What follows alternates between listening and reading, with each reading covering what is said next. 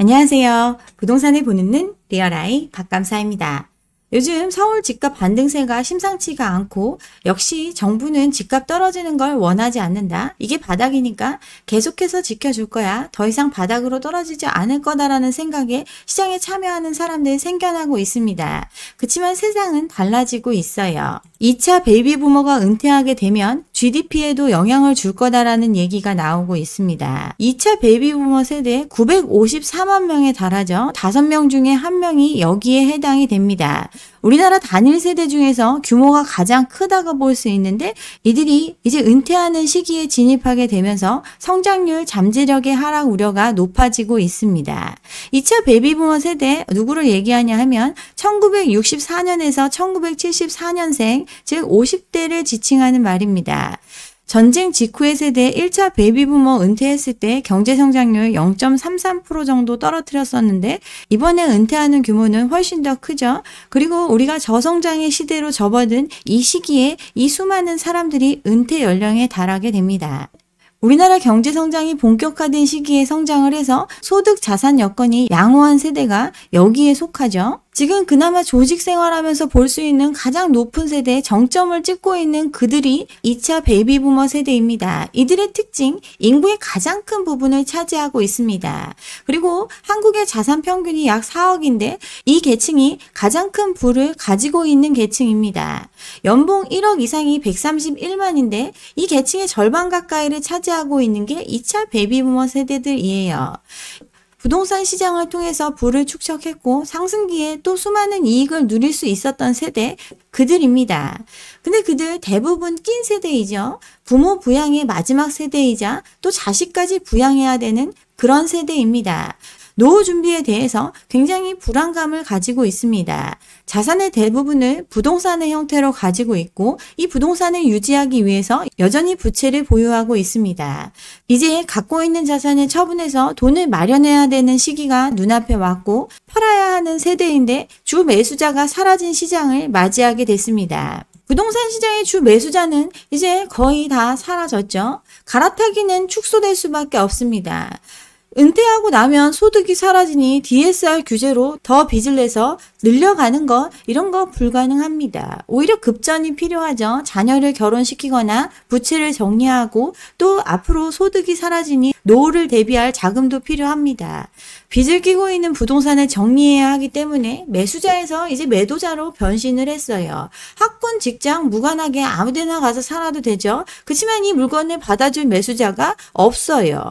합계 출산율 0.6, 저출생 위기에 빠진 게 우리나라입니다. 인구가 줄어드는 것, 흑사병보다 더 빨리 떨어질 수 있다라고 경고가 나올 정도로 저출생 문제, 우리가 당면한 문제입니다. 2017년도만 해도 1.05였던 합계 출산율이 2018년 이후로 0점대로 내려와서 줄곧 하락세를 이어가고 있어요. 집값이 가파르게 올랐던 시기를 거치면서 더더욱 애를 안 낳는 환경이 됐고 이제 이 문제는 나라의 존립 여부와 직결된 문제로 인식되고 있습니다. 합계 출산율 0.6이라는 거 어떤 의미인지 실감이 안 나죠? 50년 정도를 거쳐서 200명이 18명으로 확 준다는 걸 뜻합니다. 생산 가능 인구 현재 절반 이하로 줄어들게 되고 일하는 사람 1명당 노인 1명을 부양해야 할 정도로 일할 수 있는 사람이 사라지는 상황을 맞이하게 되는 것, 이게 바로 합계 출산율 0.6입니다. 국민연금 기금도 소진이 되는데 연금 계속 주려면 보험료를 30%씩 내야지 되고 이 액이 청년 세대에게 엄청난 부담으로 돌아오게 됨을 뜻합니다. 애가 없으니 학교도 필요 없죠. 폐교가 속출하고 군 병력 50만 명 정도 지금 규모인데 20년 후에는 17만 명 정도 줄어드는 상황, 현재의 출산율이 유지된다면 벌어지게 됩니다. 그동안 아파트 시장을 뜨겁게 달궈줬던 거 20, 30대죠. 이들 다음에 들어올 세대가 이렇게 없습니다. 출산율 0.6, 10년간 모아도 250만 명밖에 안 돼요. 과거 10년간 초등 입학생 반토막이 났습니다. 지금 집값을 과열시키고 유지해 줄 수 있었던 그 30대가 영끌에서 모두 집을 끌어안고 있는데 이들의 뒤를 이어줄 사람이 없어요. 30대 수요 들어온 것도 다 빚내서 들어왔죠. 금리가 올라가면서 이들이 진입하지 못하게 되고 집값이 떨어지는 시기를 맞이했습니다. 그치만 집값이 떨어지니 그동안 벌려놓은 부동산 PF 사업들 문제가 많이 생겨났고 정부는 빚을 많이 내줄 테니까 집 사라는 정책을 또다시 했습니다. 작년에 버티게 해줬던 거 특례 보금자리론 40조 원이었죠. 올해 또다시 떨어지는 집값을 붙들어주고 있는 것 신생아 특례 대출입니다. 1억대 소득 요건을 2억까지 올리고 내년에는 2억 5천까지 올리면서 사실상 소득과 무관하게 젊은 세대 누구에게나 돈을 빌려줄 테니까 집 사는데 뛰어들라고 부추기고 있습니다. 이렇게 하니까 이들이 이제 집을 보러 다니기 시작을 했어요. 지인분 중에서 2년 동안 집을 내놨는데 한 명도 보러 안 오다가 한두 달 전부터 집 보러 오는 사람이 급격하게 생겨났다고 합니다. 이렇게 탈출하신 분도 주변에 나타나고 있어요. 매수자의 40%가 이 대출을 활용한 사람들이 들어오고 있죠. 갈아타기 완전히 신중 모드이고 여러 채 있으면 팔고 한 채 있는 사람조차 팔고 때를 기다리고 있는데 앞으로 갖고 있는 집이 아니라 돈이 필요한 950만의 베이비부머 세대의 물건들까지 생각하면 정말 답이 없는 상황이 오고 있어요. 집값 떨어진다고 제가 계속 얘기를 하고 있는데 요즘 다시 오른다. 너 뭐 알고 떠드느냐. 뭐 이런 안 좋은 댓글들을 봤습니다. 근데 이 집값을 유지하기 위해서 무슨 일들이 벌어지고 있었는지 살펴보면 정말 그 정도가 심각합니다. 상황이 한계임에도 계속 빚내주기를 하면서 상황을 끌어가고 있어요. 영끌조 등장을 하니까 노도강의 집도 팔리고 있죠. 이 집을 사준 사람들 빚내서 들어왔습니다. 5대 은행 주담대 3개월간 15조 원이 넘게 늘어났어요. 신생아 특례 대출이 가능한 9억 원 이하의 아파트를 사기 위해서 애를 낳은 젊은 사람들이 아무도 거들떠보지 않던 시장을 기웃대고 있습니다. 서울의 새해 최초 아파트 매수 비율 40%대를 돌파를 했습니다. 최저 연 1%대 신생아 대출 정책금융 상품을 활용해서 집을 사는데 뛰어들었어요. 연소득 제한도 사라지고 시장의 금리 상황과 다른 저리의 금리를 활용할 수 있다고 하고 또 정부가 이렇게 집값을 부양해 주는데 더 내려가진 않을 것 같아 이런 판단을 하는 사람들이 생겨났습니다. 상황이 이렇다 보니까 가계대출 7개월 만에 최대치로 늘어났고 주담대 증가폭이 5조 7천억으로 한 달 만에 1조 원 넘게 더 확대가 됐습니다. 가계부채의 심각성 때문에 DSR 규제를 하고 있는데 이 규제책 또한 뒤로 연기를 했죠. 스트레스 DSR 도입 전에 집 사겠다 이렇게 뛰어든 수요들 지금 움직이고 있습니다. 대출 금리 이런 거 신경 안 쓰죠. DSR 한도 많이 주는 곳, 즉 더 많은 빚을 내주는 상품을 선택해서 집을 사고 있습니다. 가계빚 문제가 감당할 수 없는 수준이기 때문에 잡겠다고 하더니 오히려 빚내주는 정책을 통해서 집값 떠받치기가 계속되고 있어요. 호가가 아무리 높아도 사주는 사람이 없으면 가격이 내려올 텐데 내려오던 가격을 저지하기 위해서 빚을 그만큼 내주니까 집값 자극하고 대출은 폭증하고 있습니다. 한계의 부채 상황은 여전히 계속되고 있어요. 한국 가계부채 여전히 세계 1위죠. GDP 대비 100%가 넘어가는 가계부채라고 계속 강조를 했는데 얼마 전에 떨어졌다고 발표가 됐었죠. 기준 연도를 바꿨기 때문입니다.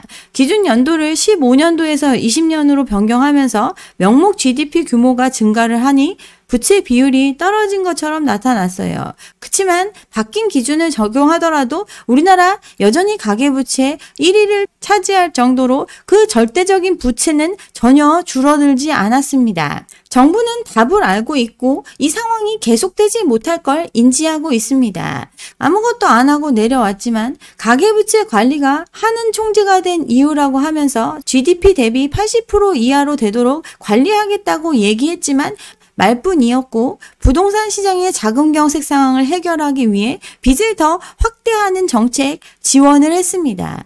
집값이 떨어지지 않으면 부동산 시장의 연착륙이 가능해지죠. 시장의 연착륙 가능성이 커졌다는 것, 그만큼 빚을 많이 늘렸음을 뜻합니다. 가계부채를 줄이겠다고 얘기를 했지만 결국 시장 연착륙을 위해서 부채를 늘리는 선택을 했습니다.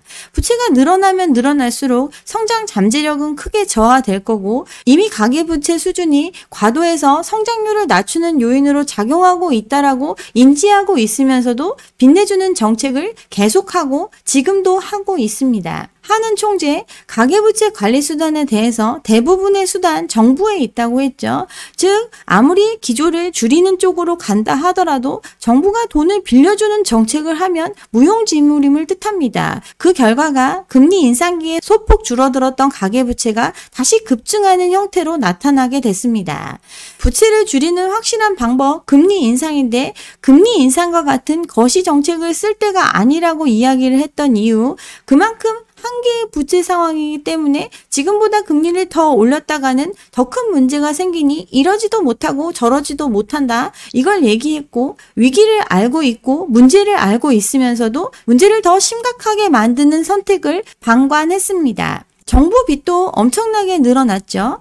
윤 정부 들어서면서 국가 부채 너무 많이 늘려나가지고 전 정부가 말아먹었다 막 이렇게 얘기를 했고, 재정을 타이트하게 해서 국가 부채 안정시킬 거라고 자신 있게 얘기를 했는데 결과는 더 악화된 모습으로 나타나고 있죠. 의도적인 환율 개입 이런 거 리스크가 크기 때문에 안 할 것처럼 얘기를 했지만 새 정부 들어서 금리 안 올려서 오는 충격 꾸역꾸역 터지지만 않게 막고 있는데 환율 개입 엄청나게 이루어졌습니다. 부채 줄인다고 공언을 했지만 국가 부채 오히려 더 늘어났습니다. 정부 부분이 급증을 했죠. 다른 나라들 포스트 코로나 긴축의 시대를 맞이해서 부채가 줄어드는 형태로 나타나는데 우리나라만 유일하게 증가를 했습니다. 가계부채 같은 경우 DSR 규제 강화로 인해서 좀 줄어드는 것 같았지만 다시 최근 들어서 늘어나고 있고, 기업 정부 부채는 계속 증가하고 있습니다. GDP 대비 부채 과도해서 줄이겠다, DSR 도입으로 조금 효과가 있나 싶었는데 집값 떨어지고 PF 시장에 위기가 오니까 빚 늘리는 선택을 했습니다. 특례 보금자리론 풀고 신생아 저리 대출을 팍팍 해주면서 빚을 늘리는 정책을 꾸준히 이어가고 있습니다.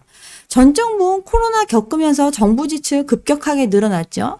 이거 끝나고 난 다음에 다른 나라들 다 긴축하는데 우리는 부동산 부를 지키기 위해서 빚을 오히려 늘리는 정책을 계속해서 하고 있습니다. 빚이 워낙 많으니까 금리를 많이 올리지도 못하고, 금리가 안 오르니 물가를 못 잡고, 물가를 못 잡으니 유류세, 전기요금, 공공요금 안 올리고 법인세 낮춰주고 환율 방어하고 정부의 곳간을 털어서 쓰고 있어요. 여기에 부동산 시장 살리기를 위해서 대출의 한계 상황에서 오히려 DSR을 유예하고 1%대 대출 이런 거 만들어서 더 많은 국민을 빚쟁이로 몰아가고 있습니다.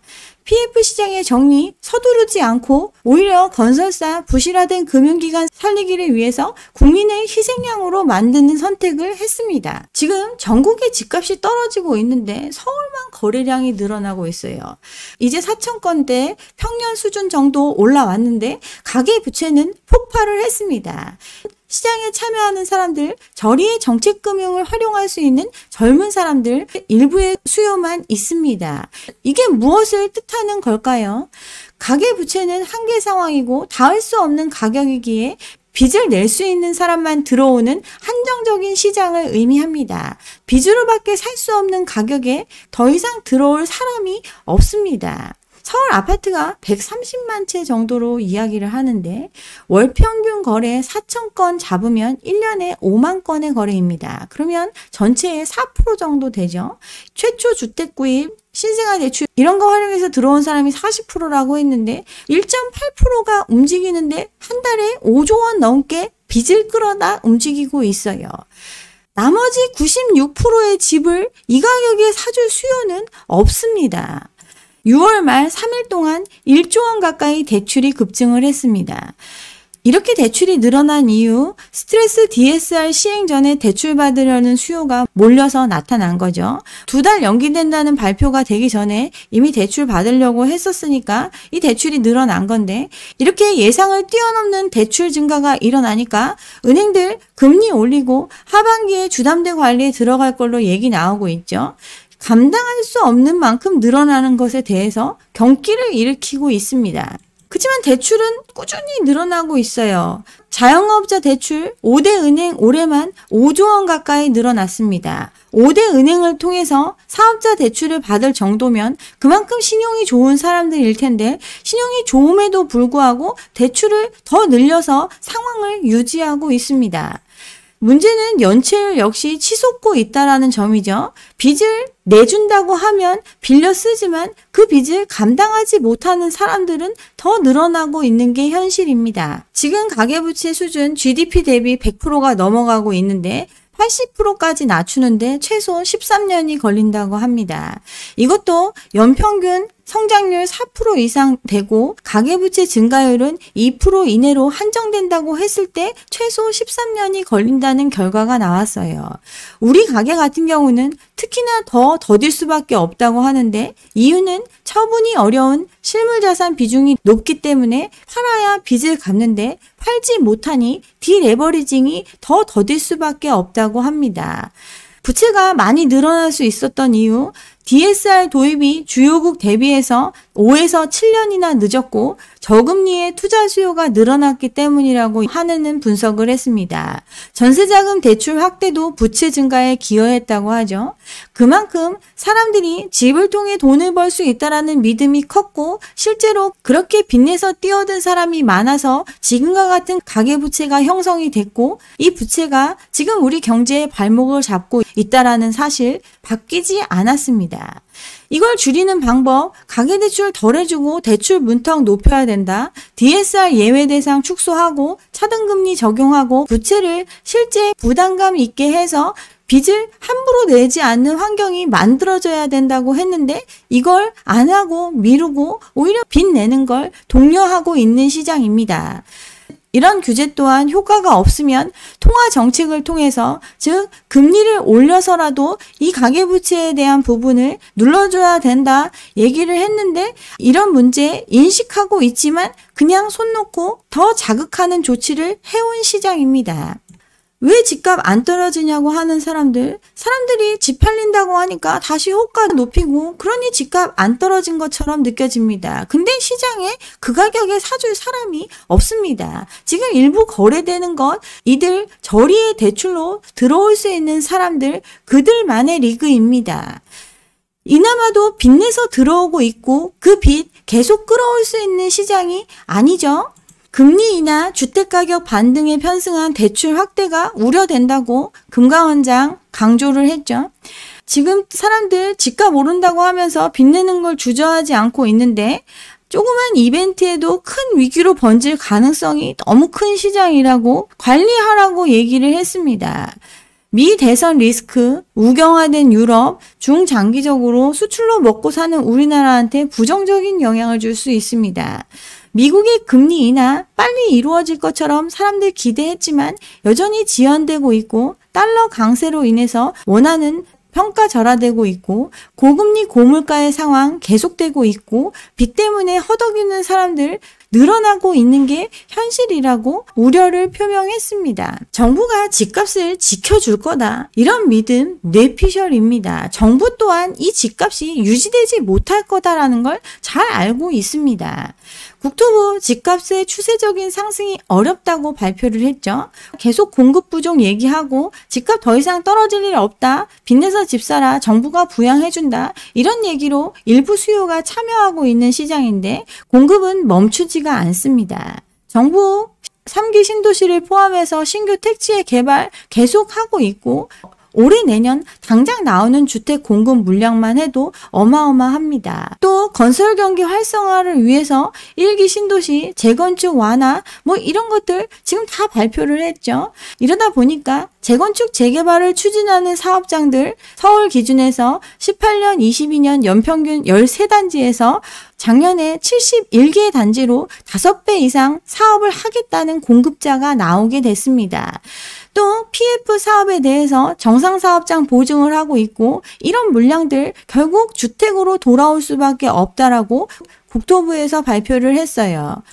계속해서 집값이 오르기에는 제한적이다라고 보는 이유, 특례 대출로 인한 9억 미만의 주택, 이 거래량이 늘어나고 있지만 이게 시장에 전반적으로 영향을 주기에는 한계가 있기 때문에 집값이 계속 오를 거다라고 정부도 생각하지 않습니다. 서울시 입주량 올해 4만 가구, 내년에 5만 가구 가까이 들어옵니다. 10년 장기 평균 공급량이 3만 8천 가구였던 걸 고려하면 훨씬 많은 수준의 집들이 서울에 지어집니다. 기업 부채는 차치하고 심각한 가계부채 가계부채, 국가부채 문제가 심화되고 있습니다. 이런 상황에서 집값 떨어질 수밖에 없는데 그 속도를 늦추기 위해서 신생아 대출을 통해서 시장에 사람들의 참여를 유도했습니다. 1억 3천에서 2억 5천까지 소득 제한을 폐지하고 또 DSR 적용까지 늦추면서 수요를 끌어내고 있어요. 그렇지만 그들이 다지 지금 갖고 있는 부채도 정리가 안 되는 사람들이 또 시장에 들어와 줄 수는 없습니다. PF 안 터지게 하려고 언발의 오줌 누기를 계속해서 하고 있고 근근히 끌어가고 있는 시장입니다. DSR 도입 늦춘다고 이거 호재다 막 이런 얘기 했지만 결국 가계부채 증가세에 놀라서 지금 은행들 금리 인상하고 금감원장 경고하고 3일 천하로 끝났습니다. 부동산 시장의 환경은 과거 우리가 경험했던 것처럼 계속해서 오를 수 있는 그런 환경과 거리가 있습니다. 패러다임이 바뀌었다고 볼 수 있어요. 인구는 급속도로 줄어들고 있고 공급은 계속되고 있습니다. 집을 갖고 있는 사람들이 늘어나게 됐고 그들 빚을 LTV는 낮다 하더라도 절대적 금액으로는 훨씬 더 큰 금액의 빚을 지고 집을 샀습니다. 실질적인 소득이 줄어들고 있는 상황이고 빚의 무게감이 크게 느껴지는 고금리의 상황이 지속되고 있어요. 여기에 고환율, 고물가, 내수 침체가 장기화되고 있습니다. 절대적인 수요도 줄어들고 집을 사줄 수 있는 돈도 없는 시장입니다. 근데 공급은 계속되고 있고 서울 같은 경우 전부 다 재건축 대상이라고 볼 수 있을 정도로 과잉 공급이 예정되어 있어요. 강남 재건축 예정이 7, 80% 되죠. 재건축이 이루어지고 나면 원래의 수보다 더 많은 아파트가 공급이 됩니다. 여기에 서울 외에 서울 가까운 곳에 수많은 공급까지 이루어진 시장입니다. 인구의 자연 감소뿐 아니라 서울의 인구가 줄어들고 있는 상황인데 계속해서 집값이 오를 거다. 이런 시장을 기대할 수 있을까요? 가장 심각한 거 앞으로 10년간 제2의 베이비부머 세대들의 탈출의 시기가 예정되어 있습니다. 매수자가 아닌 매도자로 나설 수많은 사람들, 서울의 130만 채 가구의 집주인들이 이 물건을 팔아서 빚도 정리하고 돈을 써야 하는 그 시기가 도래했습니다. 이런데 지금 신생아 대출 늘어나고 집 사는 사람 늘어나고 시장이 반등한다. 이 말에 내 피 같은 돈을 거품이 낀 집과 바꿀 이유가 있을까요? 좀 더 신중하게 시장을 바라보셨으면 좋겠습니다. 네, 여기까지 오늘 준비한 내용이고요. 오늘 제 영상이 좋았다면 좋아요와 구독 잊지 마시고 다음 영상도 함께 해주시기 바랍니다. 감사합니다.